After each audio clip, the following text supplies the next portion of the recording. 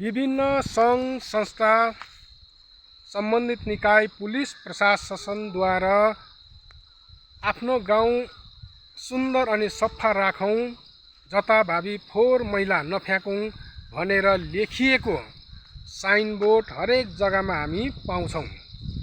उत्तिकै बाटो, झोडा, खोल्चा, खाल्चीमा पनि स्थानीय मानिसद्वारै फ्याँकिएको मैलाको डङ्गुरहरू हामी पाउँछौँ। राष्ट्रिय दैनिक खबरमा हजुरहरूलाई स्वागत छ। म विकास भुजेल। दर्शकबिन, यसरी बाटोको छेउमा, झोडा, कलबटमा मैला कुचेला फ्याँक्ने मानिस शिक्षित हो तर सचेत छैन भनी यहाँ फ्याँकिएको फोहोर मैलाको डङ्गुरको यो दृश्यले दर्शाउँछ। अर्कोतिर गाउँ बस्तीले दैनिकी रूपमा सहर बजारलाई जैविक खेती, हरियो साग सब्जी दिने गर्दछ भने यसको सट्टा सहर बजारले गाउँ बस्तीलाई पेयजल पदार्थका यस्तो बोतलहरू,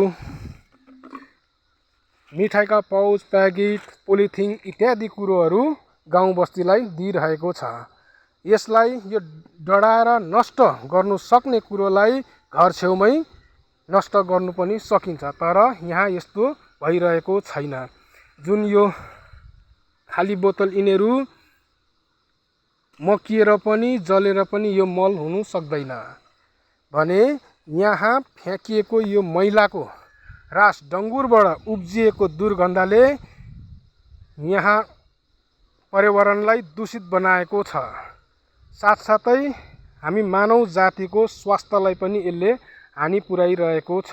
दर्शकबिन, यसर्थ आजदेखिको उपरान्त हामीले आफ्नो घर छेउमै यस्तो मैला कुचेला डढाएर नष्ट गर्नु सकिनेलाई चाहिँ घर छेउमै यसलाई डढाएर नष्ट गरौँ, बाटो घाटोतिर नफ्याँकिदिउँ भन्ने हजुरप्रति अनुरोध पनि गर्दछौँ।